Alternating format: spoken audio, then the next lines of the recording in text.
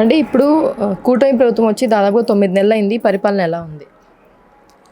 కూటమి ప్రభుత్వం వచ్చి 9 నెలలు అయిందండి. మొన్న అసెంబ్లీలో చంద్రబాబు గారు ఒక కామెంట్ చేశారు. పరిపాలన గురించి చెప్పాలంటే, ఒక అడవి పంది చేలో పడితే 20% తిని 80% పాడు చేసిపోద్ది. 20% అది తినేది, 80% పాడైపోద్ది దాని మూలంగా తిరిగినందుకు అని చెప్పి ఒక కామెంట్. అది మాత్రం బాగా సెట్ అయిందండి ఇప్పుడు ఆంధ్ర రాష్ట్రానికి, గత ప్రభుత్వంలో చేసిన వాళ్ళకి.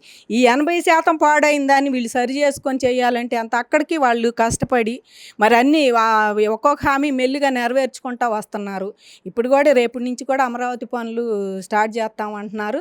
దానికి నాందిగానే ఈరోజు ముఖ్యమంత్రి గారు వచ్చి ఇక్కడ కళ్యాణం చేయిస్తున్నారు. వెంకటేశ్వర స్వామి గుడి కట్టారు తిరుమల తిరుపతి వాళ్ళది. దానికి కట్టి ఇది వాళ్ళ కళ్యాణం చేయించి పనులు స్టార్ట్ చేస్తామంటున్నారు. కూటమి ప్రభుత్వమే తప్పకుండా చేసిద్దని ఎందుకన్నామంటే చంద్రబాబు గారి మీద నమ్మకం, ఎవరికైనా చేస్తారు ముఖ్యమంత్రి గారు అంతే. ఆయన బ్రాండ్ దాని మీద అయినా తప్పకుండా కంపెనీలు కానీ ఎవరైనా కాంట్రాక్టర్లు కానీ ఒప్పుకోవాల్సిందే, వచ్చి చేస్తారని మాకైతే నమ్మకం ఉంది. పనులు అవి జరుగుతాయని అమరావతి రైతులు అందరూ అయితే చాలా ఆశగా ఉన్నారండి. అంటే పథకాల అమలు లేట్ అవుతుంది అని చెప్పేసి కొంచెం జనంలో నిరాశ ఉందని చెప్పేసి అంటున్నారు. పథకాల అమలు లేట్ అవ్వకపోతే వీళ్ళు చేసిన ఆగానికి ఏం చేయాలంటే అసలు ఈ పథకాలు కూడా ఆయన పెట్టాడని ఏదో రకం గ్యాస్ ఇస్తున్నారు. మరి ఈ పిల్లలకి విద్యా దీవెన కూడా రేపు నుంచి అది కూడా పోయిన సంవత్సరం ఈ సంవత్సరం కూడా ఇస్తామంటున్నారు. ఆయన నుంచిన దగ్గర నుంచి 4,000 ఒక్కసారిగా పెన్షన్ పెంచారు. ఎవరన్నా పెంచారు అట్లా? 4,000 పెన్షన్ జగన్మోహన్ రెడ్డికి నేను 3 ఏళ్ళు ఇస్తానని అది చేయడానికి ఆయనకి 5 ఏళ్ళు పట్టింది. 2 ఏళ్ళ నుంచి ఆయన తీసుకొచ్చి అది 750 దగ్గర ఆపేశాడు. అది మెల్లిగా పెంచాడు. 4 ఏళ్ల తర్వాత 250 పెంచాడు 2 ఏళ్ల తర్వాత. మరి ఆయన ఎంత ఇచ్చాడు పథకాలు? నేను వచ్చేటప్పటికి మీ అందరికి 5 ఏళ్ళు ఇస్తానన్నాడు. ఇక్కడ రైతు కూలీల పెన్షన్కి అసలు అమరావతి తీసేస్తానన్నాడు. ఇక్కడ నుంచి రాజధానే లేదన్నాడు. రైతు కూలీల పెన్షన్ మీకు 5 ఏళ్ళు ఇస్తానని చెప్పి ఆ 2 ఏళ్ళన్నర కూడా 1 నెల ఇస్తే 6 నెలలు ఇచ్చేవాడు కాదు. 6 నెలలు ఎప్పుడుకో 5 నెలలకు 1 నెల కట్ చేసి ఈ మామూలు భాగవతం చేయలేదు. నువ్వు అయ్యే మాట్లాడుతుంది, ఇప్పుడు మీరు మాట్లాడుతున్నారు ఇంకా పథకాలు అమలు చేయలేదు, అమలు చేయలేదని. తప్పకుండా అమలు చేస్తాడు. చంద్రబాబు గారి మాట అంటే మాటే. నీకు మళ్ళీ మేము మాట తప్పను, విశ్వసనీయత అని చెబుతాడు కదా ఆయన టీవీల ముందు వాళ్ళ నాయకుడు జగన్మోహన్ రెడ్డి. అలాంటి పనులు ఎక్కడేం జరగవు. నీకు మళ్ళీ మాట ఇచ్చి మరి మీ మగయ్య ఆడయ్యన్నీ గత ప్రభుత్వంలో మంత్రులుగా చేశారు. వాళ్ళు అన్నీ కలిపి ఇక్కడే ఉంటాడు మా నాయకుడు, రాజధాని ఇక్కడే ఉంటుంది, మేము ఇల్లు కట్టుకున్నాడు, అసలు ఇదే ఇక రాజధాని అంటే ఇల్లే క్వాలిఫికేషన్ ముఖ్యమంత్రికి. మరి జైల్లో ఉంటాడేమో అదే క్వాలిఫికేషన్ అయిద్దా? కాబట్టి జగన్మోహన్ రెడ్డి గారు ఆలోచించుకోవాలి ఏదైనా అనేటప్పుడు. చంద్రబాబు నాయుడు గారు 2020 విజన్ చూసిన ప్రతి ఒక్కళ్ళే వాళ్ళు చదువుకున్న వాళ్ళు మనం మీకు సిగ్గుసేటు ఎమ్మెల్సీలు కూడా వాళ్ళే గెలిచారు ఎక్కువ మంది.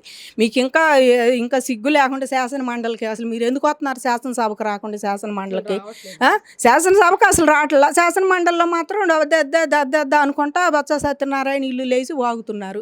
కాబట్టి మేము చెప్పేది ఒకటే అండి, చంద్రబాబు నాయుడు గారు తప్పకుండా అన్ని పథకాలు అమలు చేస్తాడు. ఆయన చెప్పింది ఏది ఆపడు, మెల్లిగా అమలు చేస్తాడు. రాష్ట్రాన్ని ఎంత ఆగం చేశారో తెలుసు. ఇంకా ఆయనకు అప్పులు పుట్టతున్నాయి, ఇంకా కాస్త చేస్తానని ఉండి ఆయన మనోధైర్యానికి అయితే హ్యాట్సాప్ చెప్పొచ్చు అనుకుంటున్నాం. ప్రతిపక్ష హోదా అడుగుతున్నారు 11 సీట్లతో.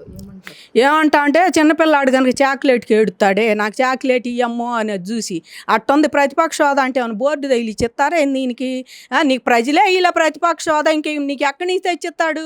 స్పీకర్ ఇస్తాడా? హైకోర్టు ఇచ్చిద్దా? లేకపోతే చంద్రబాబు ఇస్తాడా? నీకు ఎవరు ఇస్తారు ప్రతిపక్ష హోదా? ప్రజలే వద్దనుకో నీకు ప్రతిపక్ష హోదా ఇవ్వలేదు. నువ్వే అన్నావు ముఖ్యమంత్రిగా ఉన్నప్పుడు 5 సీట్లు లాగైతే 18 నీకు ప్రతిపక్ష హోదా కూడా ఉండదు. ఏమో లేని దయదలిసి ఇచ్చాను నేను. నువ్వు ఇలా 23 సీట్లు వస్తే నువ్వు దయదలిసి ఇవ్వలా వాళ్ళకి, నువ్వు లాక్కున్నావు అటు ఉండాళ్ళు అందరు నీటి 2-3 ఇంకా. కాబట్టి మేము ఒకటే గమనించాలి, వాళ్ళు ప్రజలే వద్దనుకొని 11 సీట్లు పరిమితం చేశారు. నేను అసలు 175కి మధ్యలో 7 రావాలనుకున్నాం మేము. ఆ 4 ఆగస్టు వచ్చినాయి. అవి కూడా రాకుండా ఉంటే పేడా వదిలేయి. నీకు ఆ 11 వస్తే కూడా ఇంకా ప్రతిపక్ష హోదా లేకపోతే పోరాడవా? నీ 11 సీట్లు ఇచ్చారు, కనీసం ఆ 11 నియోజకవర్గాల వాళ్ళన్న వచ్చి ఏంటయ్యా మా పరిస్థితి, మా నియోజకవర్గంలో ఎట్టుందని వీళ్ళని ఎవరు మాట్లాడొద్దన్నారు? అసెంబ్లీలో మాట్లాడకపోతే వీళ్ళు రోడ్ల మీద పోరాటం చేస్తారా? ఏం చేస్తారు రోడ్ల మీద పోరాటం? కాబట్టి జగన్మోహన్ రెడ్డి వాళ్ళ ప్రతిపక్ష హోదా ప్రజలే ఇలా, అందుకని నువ్వు నోరు మూసుకొని కూర్చొని నువ్వు ముఖ్యమంత్రిగా ఉన్నప్పుడు పెట్టని ప్రెస్ మీట్లన్నీ ఇప్పుడు ఖాళీగా ఉండి ప్రతి దానికి ప్రెస్ మీట్ పెడతంటివి. 1 పాయింటే వచ్చాం, తట్టుకోలేకపోయాం. 5 ఏళ్ళు గిలగిల్లాడి చచ్చాం. పిలిచారు జనం అందరినీ. మళ్ళీ 2 పాయింట్ వచ్చిందంటే 5 కోట్ల మంది చచ్చేవాళ్ళు. ఇక 50,000 లక్షల మందే జనం ఉండి వాళ్ళు కూడా నీకు అనుకూలంగా ఉండేవాళ్ళు నీ వాళ్ళే ఉండేవాళ్ళు, కానీ అందరు గిలగిల్లాడి చచ్చేవాళ్ళు అయ్యా. ఒకటే ఇంకా తట్టుకోలేక దాని నుంచి అసలు కోలుకోవట్లే జనం. ఇంకా ఇవి రాష్ట్రమే కోలుకోలేదు, రాష్ట్ర ఆర్థిక పరిస్థితే కోలుకోలే. ఇంకా నువ్వు 2.0 వర్షన్ ఏమని వస్తా, నేను వస్తా, మళ్ళీ నేను వస్తా, 30 ఏళ్ళు ఉంటా, ఏమని ఉంటాను 30 ఏళ్ళు, నీకు 50 ఏళ్ళు వస్తాను అంటే 30 ఏళ్ళు అంటే 80 ఏళ్ళు చంద్రబాబుని తిడుతున్నావు ఒక ముసలాడు అని. పోయిన ప్రతిపక్షంలో మీ వాళ్ళందరూ అసెంబ్లీలో అసలు మాటల యుద్ధాలు అయ్యానాయి. మీకు ప్రజల సమస్యల కన్నా ముందు చంద్రబాబును ముసలాడు అంటాం, లేకపోతే భువనేశ్వర్ గారిని తిడతాం, లేకపోతే సినిమా డైలాగులు వేయటం, పోలవరం ఒకటి లేదు, అమరావతి లేదు. ఇంక మీరు చేసింది ఏంది? అమ్మఒడి బొమ్మఒడి ఇవన్నీ ఇచ్చి ఏదైనా సరే తీసుకోవాలి అనుకున్నప్పుడు ఆ అమ్మఒడి ఇవన్నీ కలిపి ఇప్పుడు చంద్రబాబు నాయుడుకి ఈటలు లేదు అంటాం తప్పితే ఏమీ లేదు. ఆయన ప్రతిపక్ష హోదా లేదు, ఇంకో లేదు. ఇంక నిజంగా న్యాయం మాట అంటే నువ్వు 40% ఓటర్లకు ఏమన్నా న్యాయం అంటున్నాడు కదా, 40% వచ్చినాయి అని. ఆ ఓటర్లకు ఏమన్నా న్యాయం చేయదలుచుకుంటే మీ నియోజకవర్గాల వరకు అసెంబ్లీ పెట్టినప్పుడు వచ్చి మీ వర్షం వినిపించండి. మీకు మైకేమి ఇవ్వకుండా ఉండరు. మీ అంత దారుణంగా అయితే ఈ ప్రభుత్వం ఉండదు. ఎందుకంటే చంద్రబాబు గారికి సభా మర్యాద బాగా తెలుసు. మీకు సభా మర్యాద గవర్నర్ మాట్లాడుతుంటేనే లేచిపోతేనే మీకు తెలుస్తుంది మీకు సభా మర్యాద ఎంత ఉందో. గవర్నర్ ఒక పక్క మాట్లాడుతుంటే టింగుమంట లేచిపోతుంటారు. ఇంకా మీకు మర్యాద ఏంది? ఆయన్ని కూడా అవమానించారు మీరు అవమానించింది అసెంబ్లీ శాసనసభని. మరి మీ సీఎం గారి ప్రభుత్వం ఏదుండే సీఎం చంద్రబాబు గారు ఆయన్ని ప్లస్ మరి గవర్నర్ గారిని కూడా మీరు అవమానించినట్టే. లేచి వెళ్ళిపోతే ఆయన ప్రసంగంలో వినాలి, విన్న తర్వాత మీరు వాకౌట్ చేయండి ఏదన్నా అంటే.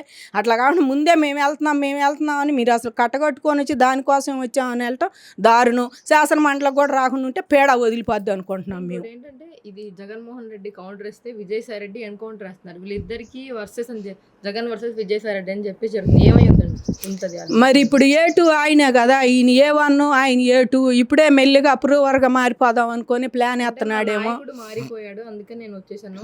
నాయకుడు ఇదివరకు మారలేదు. ఇదివరకు నాయకుడే అడిగిపోయాడు. నాయకుడు అదే వర్షన్, అయ్యే మాటలు, అయ్యే కేసులు, అదే పద్ధతి. నాయకుడు పద్ధతి ఏం మార్చుకోవాలి. ఇంకా ఆయన అసెంబ్లీ ఇంకా మీడియా ముందుకు వచ్చి మరి అదే చెబుతాడు కదా, నేను లైవ్ పెడుతున్నాను. లైవ్ మరి వాడు పాడేది పెడతాడో లేకపోతే ఎడిట్ చేసి పెట్టేస్తాడో తెలియదు, కానీ ఆ లైవ్లో కూడా ఇంకా ఆయన మాట్లాడుతూనే ఉండే. ఏమన్నా ఆయన మాటలు మారినాయా? అప్పటికి జగన్మోహన్ రెడ్డి ఏమాత్రం మారలేదండి. నిలువెత్తు అహంకారానికి, నిలువెత్తు పొగరబోత్తనానికి ప్యాంటు షర్ట్ ఎత్తి ఎట్ట ఉంటుందో అట్టా ఉంటాడు జగన్మోహన్ రెడ్డి. అహంకారం, ఆయన అహంకారంతోనే మిగిలిన వాళ్ళని కూడా ఇవాళ అహంకారపూరితంగా మాట్లాడండి మీకు ఎందుకు అన్నాడు. ఇవాళ విజయసాయి రెడ్డి ఎందుకు అంటున్నా అంటే A2గా ఇప్పుడు కేసులు మెల్లిగా కదులుతున్నాయి. ఇవాళ అందరికీ తెలుసు A2గా నువ్వేం చేసావో. A1గా ఆయన మిమ్మల్ని అసలు ఆల్రెడీ చేసిందే. మీరు అందరూ మీ కేసులు ఉండే మీ అందరి మీద. ఇవాళ నువ్వు అప్రూవర్గా మారటానికి ఇవాళ ఇదంతా నాంది. ముందుగానే నాయకుడిని వ్యతిరేకించడం, మెల్లిగా పార్టీలు మారి తప్పుకోవాలనుకోవటం చేస్తున్నాడు విజయసాయి రెడ్డి. ఏదేది చేసినా కూడా వీళ్ళందరూ నేరం చేసిన వాళ్ళే శిక్ష పడాల్సిందేనండి. విజయసాయి రెడ్డి మాత్రం ఒక 5 ఏళ్ళలో రప్పాడిచ్చలా రాష్ట్రాన్ని కానీ ప్రతిపక్షాన్ని కానీ. ఏం మాట్లాడాడు? ఏమైనా ప్రజల సమస్యలు తెలుసుకున్నారా? నా అడ్డా వైజాగ్ అని అల్లుడికి అన్నకు కూడా నీ చుట్టాలకి నీ పట్టాలకి మరి బీచ్ కోస్టల్ ఏరియాలో గోళ్ళ కడతాం ఇవన్నీ చేసిన వాళ్ళు కదా వీళ్ళు. వీళ్ళకి శిక్ష పడాలి. ఎవడాట చచ్చిన ప్రజల సొమ్ము తిన్న వాళ్ళకి శిక్ష పడాలి, కక్కించాలని కోరుకుంటారండి ఏ ప్రజలైనా. ఈరోజు వైఎస్ వివేకానంద రెడ్డి మరణించిన రోజు ఆయన కేసుకి ఇప్పుడు దాకా న్యాయం అనేది జరగలేదు. దీని గురించి వైఎస్ వివేకానంద రెడ్డి మరణించిన చాలా బాధగా ఉందండి. అమ్మాయి అయితే సునీత ఆడపిల్ల అయితే ఇంతకాలం పోరాడినా కూడా వాళ్ళ అధికారం అడ్డం పెట్టుకొని ఒక్కరోజు అవినాష్ రెడ్డిని తీసుకురావడానికి. ఈ చిత్రం ఏంటంటే ఆంధ్రప్రదేశ్లో CID చేసే పని CBI చేయలేకపోతుంది. ఒక విచిత్రమైన సంగతి. CID అయితే పట్టుమని 14 ఏళ్ళు ముఖ్యమంత్రిని చేసినాడు కూడా రమ్మని లాక్కుపోతున్నారు ఏ నోటీస్ లేకుండా. ఒక CBI వాళ్ళు వచ్చి ఒక ఆయన్ని ఊరికి ఇంట్రాగేషన్ మేము తీసుకెళ్ళి మళ్ళీ పంపిస్తామన్నా కూడా వాళ్ళని కదలనీయకుండా ఆపారు. మేమేం చేయలేకపోయామంటాం చాలా హాస్యాస్పదం. అంటే CBI అట్లా నడుస్తుంది. సెంట్రల్ వాళ్ళు అండొచ్చు చూసుకొనే ఇన్నాళ్ళు జగన్మోహన్ రెడ్డి కానీ అవినాష్ రెడ్డి కానీ వైఎస్ వివేకానంద రెడ్డి హత్యలో ఎవరైతే ఉన్నారో వాళ్ళందరూ తప్పించుకుంటున్నారు. ఎప్పటికైనా సునీతకి న్యాయం చేయాలి. హత్య చేసిన వాళ్ళందరినీ పట్టుకోవాలి. సాక్షి ఉండా కూడా పట్టుకోలేకపోతున్నారంటే ఇంక వాళ్ళకి ఎవరు అండ ఉందనేది ఇక మేము చెప్పే పని లేదండి. అందరికీ తెలుస్తుంది. ఈ కేసులో అరెస్ట్ అవటానికి అవపటానికి ఆయన పేరు కూడా చెబుతున్నారు కదా, భారతీ రెడ్డి పేరు చెబుతున్నారు, ఆయన పేరు చెబుతున్నారు. వస్తే ఆ అవకాశం ఉంటే అరెస్ట్ చేయాలనే కోరుకుంటున్నాం. దోషులు ఎవరైనా శిక్ష పడాల్సిందే. బాబాయ్ అని కూడా లేకుండా శిక్ష పడాల్సింది. పోయి నువ్వు ప్రతిపక్షంలో ఉన్నప్పుడే సిబిఐ కావాలి నీకు, నువ్వు అధికార పక్షంలోకి వచ్చేప్పటికి దాని సిఐడి అయితే రాష్ట్రంలో సిఐడీలు అయితే సరిపోతారు. అధికారంలో ఉన్నప్పుడేమో నేను చాలు వీళ్ళు ఇక అక్కర్లేదు. మరి ప్రతిపక్షంలో ఉన్నప్పుడు వాళ్ళు కావాలి వీళ్ళు కావాలంటే చంద్రబాబే చేశాడని నువ్వు వేయటానికి వాళ్ళ మీద నిందలేసావు, ఆదినారాయణ రెడ్డి మీద నిందలేసావు, నువ్వు ఇష్టం వచ్చినట్టు చెప్పారు మీరు.